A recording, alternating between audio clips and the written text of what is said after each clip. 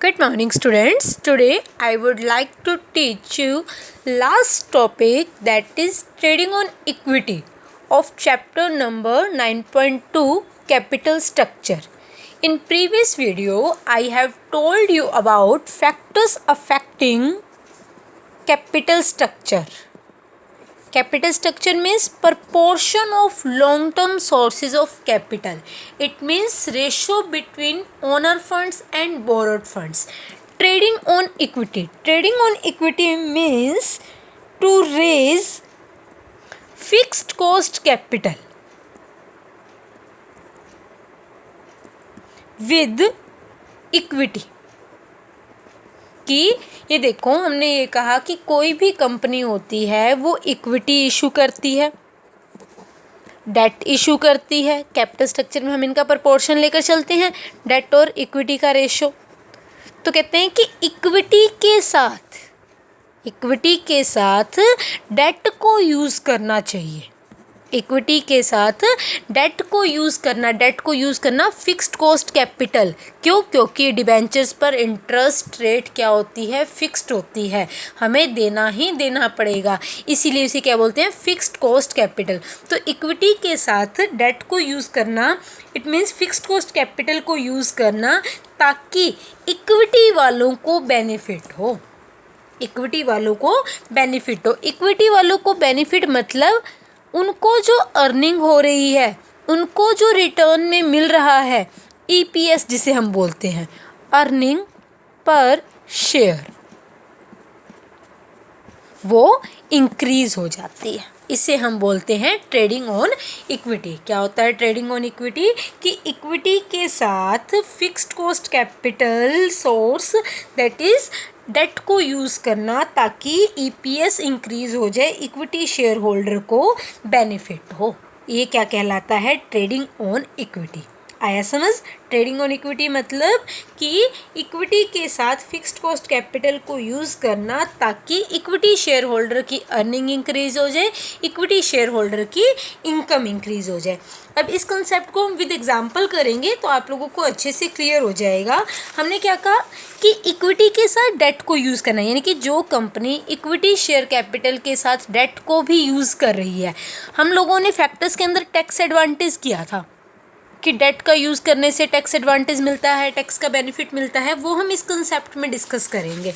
तो जैसे क्या है, दो कंपनीज है, ठीक है, एक कंपनी है एक्स, एक है वाई. अब दोनों के अंदर पैसा लगाया जा रहा है. जो एक्स कंपनी है वो सारा का सारा इक्विटी शेयर से ले रही है. दोनों ही 10 लाख इन्वेस्ट कर रहे हैं, ठीक है. और जो वाई कंपनी है वो क्या कर रही है? 4 लाख तो इक्विटी इशू कर रही है और 6 लाख के क्या कर रही है? डिवेंचर्स इशू कर रही है. और आपको पता है डिवेंचर्स क्या है? फिक्स्ड कॉस्ट कैपिटल है. तो आगे इसके ऊपर क्या लिखा होता है? इंटरेस्ट रेट भी मेंशन होती है. तो 10% डिवेंचर्स 6 लाख के. अब ये देखो, दोनों ने कितना कितना है? एक्स कंपनी में भी 10 लाख लगाया जा रहा है और वाई कंपनी में भी 10 लाख लगाया जा रहा है. तो ट्रेडिंग ऑन इक्विटी हम क्या कहते हैं? इक्विटी के साथ डेट को यूज़ करना, यानी कि बी कंपनी की जो ईपीएस होएगी, वाई कंपनी की जो ईपीएस होएगी वो ज़्यादा होगी. देखते हैं कैसे. अब दो कंपनी है, दोनों के अंदर कितना कितना कैपिटल लगी हुई है? 10 लाख. और दोनों को जो अर्निंग हो रही है, जो प्रॉफिट हो रहा है, वो भी सेम है. ईबीआईटी क्या है? दोनों की सेम है. 2 लाख एक्स की है और 2 लाख ही वाई की है, ठीक है. उसके बाद क्या है? डिबेंचर में इंटरेस्ट रेट बता दी 10% है, और जो टैक्स रेट दी हुई है वो दी हुई है 30%. और हम एज्यूम करके चल रहे हैं कि जो 1 शेयर है वो कितने का है? 10 रुपीज़ का, ठीक है. ये हमारी स्टेटमेंट होगी. अब हम क्या करेंगे? एनालाइज करेंगे इस एग्जाम्पल को. क्या करेंगे? हम इस क्वेश्चन को सॉल्व करेंगे. तो सबसे पहले हम क्या करते हैं? ईबीआईटी. सबसे पहले क्या लिखते हैं?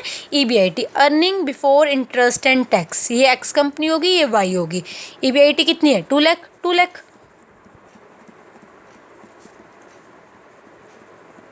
अब सबसे पहले हम क्या करते हैं? Earning before interest and tax में से इंटरेस्ट को माइनस करते हैं। क्या करते हैं? इंटरेस्ट को माइनस करते हैं। EBIT मतलब earning before interest and tax. तो इंटरेस्ट को माइनस करेंगे। अब ये देखो इंटरेस्ट किस पर लगता है? डिवेंचर्स पे। क्या एक्स कंपनी के अंदर डिवेंचर्स हैं? नहीं है, तो यहाँ इंटरेस्ट का अमाउंट आएगा? नहीं आएगा, नील हो गया। अब होगी वाई कंपनी। वाई कंपनी के अंदर कितने डिवेंचर्स है? 6 लाख। इंटरेस्ट रेट कितनी है? 10%। तो 6 लाख का 10% करोगे कितना आ जाएगा? 60,000 आ जाएगा। ठीक है।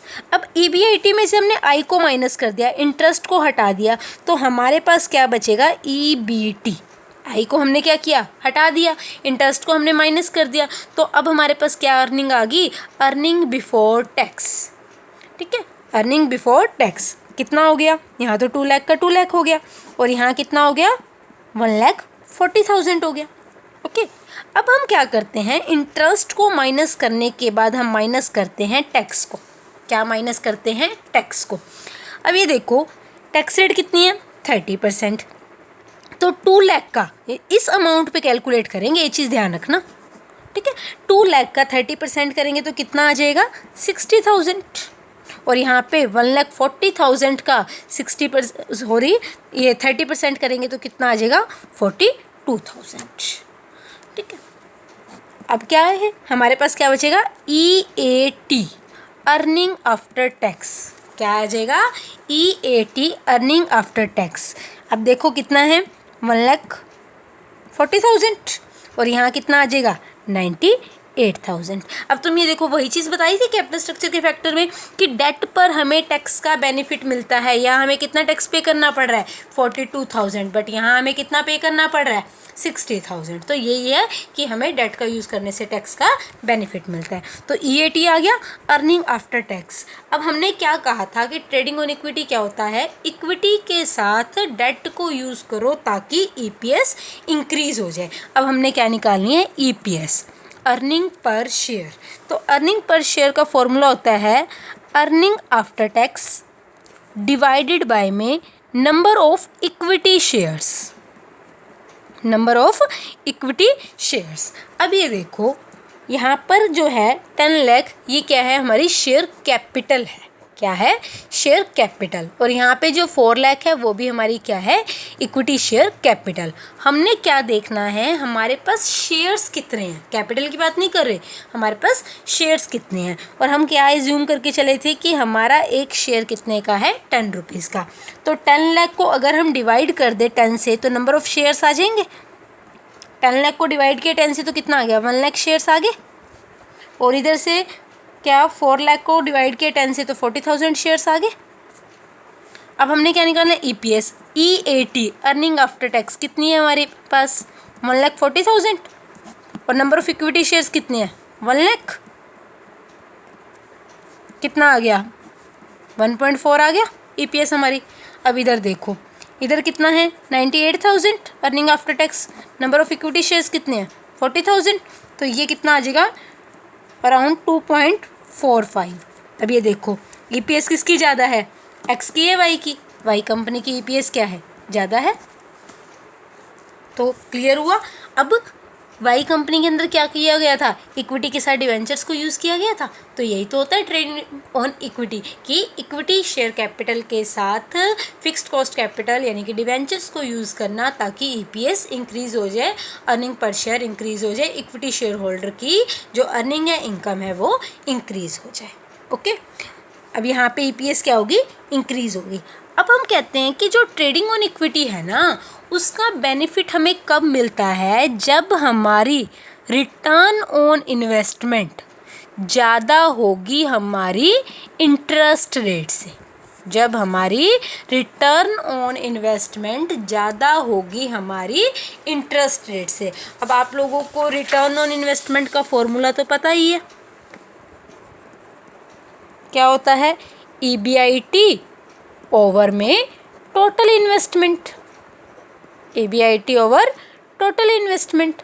अब EBIT कितना था? 2 लाख था। टोटल इन्वेस्टमेंट, टोटल कैपिटल कितनी लगी थी? 10 लाख लगी हुई थी। ठीक है, तो ये कितना आ गया हमारा? 20%।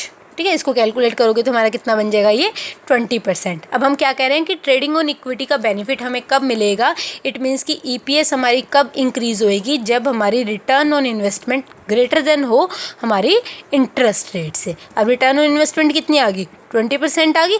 इंटरेस्ट रेट कितनी दी हुई है, इंटरेस्ट किस पे लगता है, डिवेंचर्स पे। इंटरेस्ट रेट दी हुई है 10%, तो 20% ज़्यादा है, तभी तो हमें मिल रहा है। अगर यही रिटर्न ऑन इन्वेस्टमेंट अगर हमारी होती, सपोज करो 8%, तो हमारी ईपीएस इंक्रीज ना होती, डिक्रीज होती, क्योंकि यहाँ पे हमारी रिटर्न ऑन इन्वेस्टमेंट क्या है, कम हो जाएगी इंटरेस्ट रेट से। ये 8% होगी, ये 10% होगी, तो इंटरेस्ट रेट ज़्यादा है, तो हमारी ईपीएस क्या हो जाएगी, डिक्रीज़ हो जाएगी। तो हम इसको इसी तरह से चलते हैं, 8% लेकर चलते हैं। ठीक है, अगर हमारी ईबीआईटी है 8%, यानी कि रिटर्न ऑन इन्वेस्टमेंट है हमारी 8%, तो हमारे इसका मतलब क्या है, 8% कब आएगा, अगर हम यहाँ पे 80,000 कर दें तो हमारा 8% बन जाएगा। अगर हम ईबीआईटी 80,000 कर दें तो हमारी रिटर्न ऑन इन्वेस्टमेंट क्या 8% बन जाएगी। कैसे, ये देखो, ईबीआईटी 80,000 डिवाइडेड बाई में 1 लाख, गुणा में 100 कर दो मल्टीप्लाई में, तो ये कितना आ जाएगा, 8% आ जाएगा। ठीक है, तो ईबीआईटी 80,000 एक्स कंपनी की, वाई कंपनी की। अब सबसे पहले हम क्या माइनस करते हैं, इंटरेस्ट। अब एक्स कंपनी के अंदर तो क्या है, सारा का सारा इक्विटी से लिया गया, डिवेंचर से लिया नहीं गया, तो इंटरेस्ट कुछ भी नहीं। और वाई कंपनी के अंदर कितने का था पड़ा, 4 लाख का था। कितने का था डिवेंचर्स, देखें एक बार, कितने के हैं, 6 लाख के। 6 लाख के डिवेंचर्स 10% किया तो कितना आ गया, 60,000 आ गया। ठीक है, अब क्या बचेगा, अर्निंग बिफोर टैक्स, इंटरेस्ट तो हमने माइनस कर दिया, तो 80,000, और इधर कितना आ गया, 20,000। ओके, अब हम क्या करेंगे, टैक्स को माइनस करेंगे। टैक्स कितना था, 30%, तो 80,000 का 30% करेंगे तो 24,000 आ जाएगा, और 20,000 का 30% करेंगे तो 6,000 आ जाएगा। बचेगा हमारे पास क्या, अर्निंग आफ्टर टैक्स। कितना हो जाएगा ये, 80 में से 24 गए 56,000, और 20 में से 6 गए 14,000। ठीक है, उसके बाद क्या हम करते हैं, नंबर ऑफ़ इक्विटी शेयर्स देखते हैं। तो नंबर ऑफ़ इक्विटी शेयर्स इसमें कितने थे, 1 लाख थे।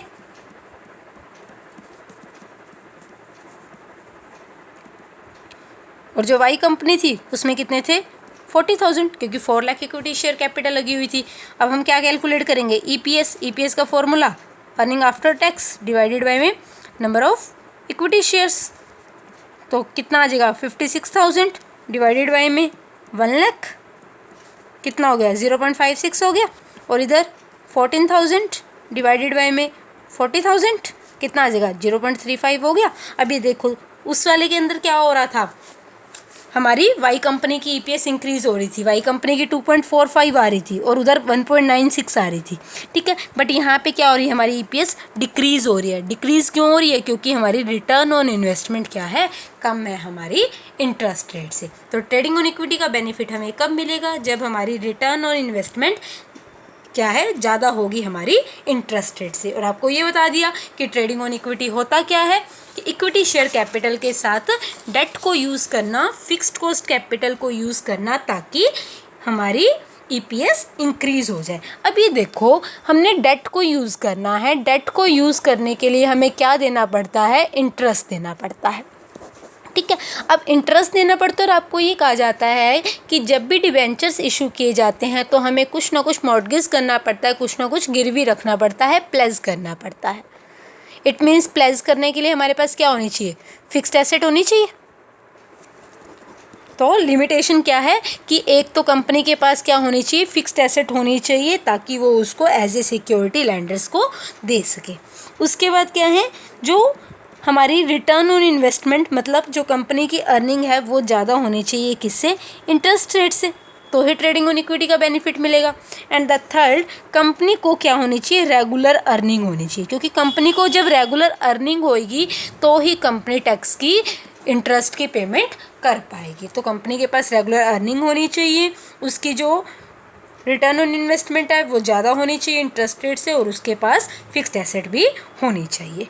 ओके, तो ये था हमारा टॉपिक आज का, जिसके अंदर हमने क्या पढ़ा, ट्रेडिंग ऑन इक्विटी। क्या होता है, इक्विटी के साथ डेट को यूज़ करना ताकि इक्विटी वालों को बेनिफिट हो, ईपीएस इंक्रीज हो जाए, इक्विटी शेयर होल्डर की अर्निंग इंक्रीज हो जाए। ठीक है, और ये कब मिलता है हमें बेनिफिट, जब रिटर्न ऑन इन्वेस्टमेंट ज़्यादा होती है इंटरेस्ट रेट से। सबसे पहले क्या होता है, ईबीआईटी, ईबीआईटी में से क्या माइनस करोगे, इंटरेस्ट बचेगा। ये देखो आई को हटा दिया, बचा क्या, ईबीटी। उसके बाद हम टी को हटा देंगे, टी को हटा देंगे माइनस कर देंगे तो ईएटी, क्योंकि ये बिफोर टैक्स है, अब ये ईएटी आफ्टर टैक्स हो गया। फिर ईएटी को हम डिवाइड किससे कर देते हैं, नंबर ऑफ इक्विटी शेयर्स, तो हमारे पास क्या आ जाता है, ईपीएस। मोस्ट इम्पॉर्टेंट है ये टॉपिक, अच्छे से इसको करना। आई होप आप लोगों को अच्छे से समझ आ गया होगा। आपका 9.2 कंप्लीट हो गया है। जो 9.3 है हमारी factors affecting fix capital and working capital, ये हम अपने नेक्स्ट वीडियो में डिस्कस करेंगे। Thank you, have a nice day.